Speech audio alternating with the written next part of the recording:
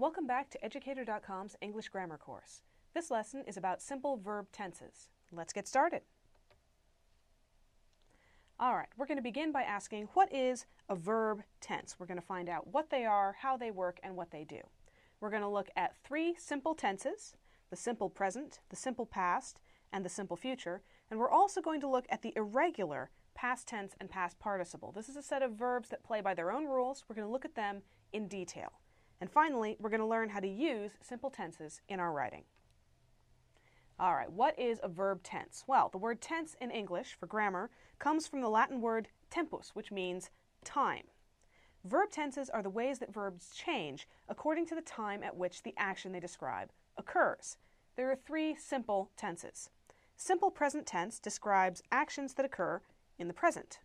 Simple past tense describes actions that occurred in the past. And simple future tense describes actions that will occur in the future. Some verbs, called irregular verbs, have special participle forms that create unusual tenses, and we'll look at those as well. Okay, let's begin with a review of basic verb forms. This was covered in the last lesson, but we're going to go over it briefly so we can use it here. The base form of a verb is the first person singular present tense, the form that you'd use in the sentence, I do something, or after to form the infinitive. So, the cookies smell amazing. The verb is to smell, and the base form is smell. The present participle form is usually created by adding the suffix ing to the base form. The birds are singing, to sing. And the past participle form, which we'll get into today, is created by adding the suffix d or ed to the base form. I walked to the bus stop. The verb is walk. Now, the simple present tense. For regular verbs, all persons and numbers except third person singular use the base form of the verb to describe actions that happen right now, habitual actions, and general truths. The third person singular uses the base form with s or es added at the end.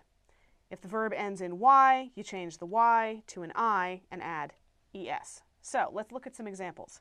I talk to my mother each day. It's a habitual action. I do it all the time, so I use the base form talk. He talks to himself. It's a habitual action, but it's third person singular, he, so it becomes talks. They talk to each other all the time. Again, a habitual action. Even though the subject is plural, we still use talk. I fly in an airplane. General truth. If I'm going to fly, I probably need an airplane. And a chicken flies poorly. Another general truth. We take that y, turn it into an I, add es for the third person singular, chicken. Okay, the simple past tense. For regular verbs, the past participle form is also the past tense. You form the past tense by adding the suffix ed or d to the verb's base. If the verb ends in e, you just add d. If the verb ends in y, change y to I once again and add ed. The teacher insisted that I do my homework. The base verb is insist. We added ed and we get the past tense insisted. The mouse surprised the cat. It ends in e, so we just added d. I cried. The base verb here was cry with a y. The y became an I and we got cried. While I watched the sad movie.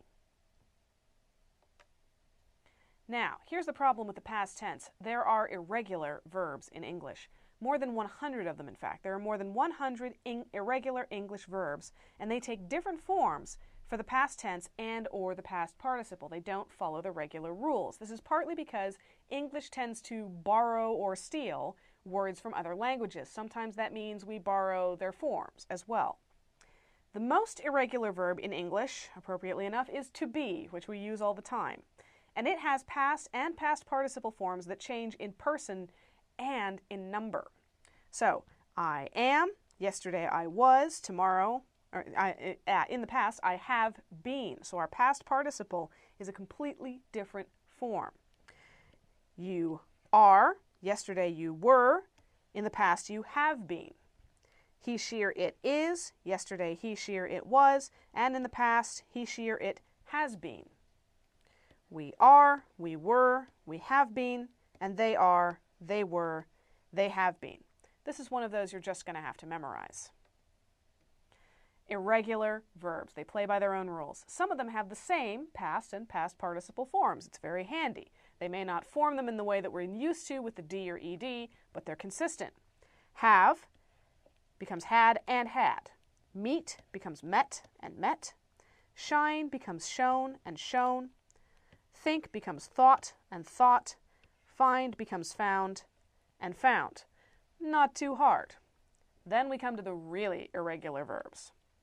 Some irregular verbs have different past and past participle forms. So, today I begin, yesterday I began, in the past I have begun. We also have sink, sank, and sunk, swear, swore, and sworn, drive, drove, and driven, hide, hid, and hidden. And then, just because it wasn't complicated enough, some irregular verbs have past participles that are the same as the base. Today I come, yesterday I came, but in the past I have come, and it goes right back around to the base. Today I overcome, yesterday I overcame, and in the past I have overcome, right back to the base. Today I run, yesterday I ran, and in the past I have run, right back to the base. Unfortunately, irregular verbs simply must be memorized. The only way to learn them is to memorize the living daylights out of them. But the best way to make sure you retain what you learn is to read and listen a lot. Read things written by native English speakers. Listen to native English speakers who speak correctly. You will eventually develop a sense of when irregular verbs are not being used correctly. They'll start sounding wrong. Unfortunately, that's the only way to handle this one. All right, let's look at our last tense, simple future tense. Form the simple future tense by adding the helping verb will before the base form. Now, you use the simple future tense for two kinds of actions. Actions that will take place in the future. Think of them as things that are on the schedule. The judges will announce the winner tomorrow. We have the base form announce, the helping verb will, and it's used to describe something that is scheduled, it's expected to happen. We can reasonably say, yeah, that's going to happen tomorrow unless the world ends. You also use the simple future tense for actions that are predictable given certain circumstances, especially if-then statements. For example, if you stick your hand into the fire, you will burn your fingers. If fire continues to behave as it always has and fingers behave as they always have, sticking your fingers into the fire will burn them. It's predictable. So, here's how to use simple tenses. You use the simple present tense for habitual actions, actions you do all the time, actions that are happening right now as you speak, and for facts and general truths. My cat meets me at the door each evening. It's the cat's habit, happens all the time, so we use the simple present tense. I think I see my brother over there. That's happening right now. I'm thinking and I'm seeing right now, so we use the simple present tense. And the blue whale is the largest animal on Earth. It's a general fact, so we use the simple present tense. Now, you use the simple past tense for actions that occurred in the past. Yesterday, I met a friend for lunch. The concert lasted for 3 hours before it ended. This is a statement you could only make after the concert is over, so you use the past tense lasted and ended. And finally, once I was a very poor student. That implies that you're not anymore, so you need the past tense to say I was a poor student. You use the simple future tense for actions that will occur in the future, they're on the schedule, or actions that can be predicted given certain circumstances. The sun will rise tomorrow. I wrote it down on my calendar, so it's going to happen. And if you drink spoiled milk, you will become ill. That's pretty predictable if spoiled milk is actually spoiled. All right, see if you can figure out which tense to use in each of these examples. Next Wednesday, I, some form of give, a presentation in class. On a clear night, the stars, some form of shine, brightly. 2 hours ago, I, some form of begin, reading a new book. Last weekend, I, some form of run, a marathon.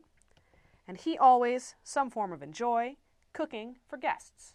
Take a good look, pause the video if you need to. And here we have it. Next Wednesday, I will give a presentation in class. Your clue here was next Wednesday. We're describing a scheduled event in the future, so we use the simple future tense.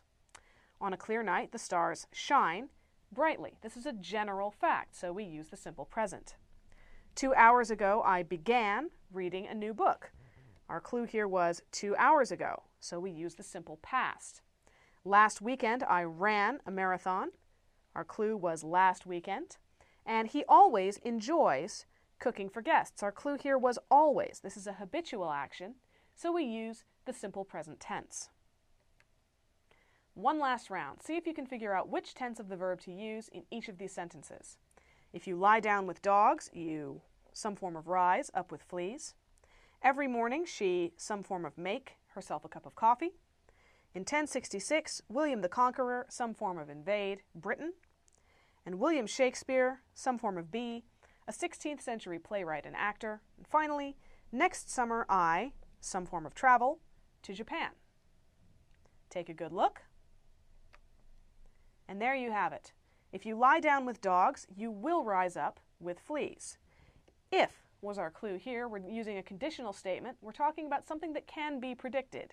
If you lie down with a bunch of dogs that have fleas, you're probably going to get bitten. Every morning she makes herself a cup of coffee. Your clue here was every morning. That makes this a habit, so we use the simple present tense for a habitual action. In 1066, William the Conqueror invaded Britain. Our clue here was in 1066. That's definitely in the past, so we use the past tense. William Shakespeare was a 16th century playwright and actor. Your clue here was 16th century. He lived a long time ago. He's dead now, so whatever he is currently, it's not a playwright and actor. And next summer, I will travel to Japan. Your clue here was next summer. We're describing a scheduled future event, so we use the simple future tense. That's all for this lesson. Thank you for watching Educator.com.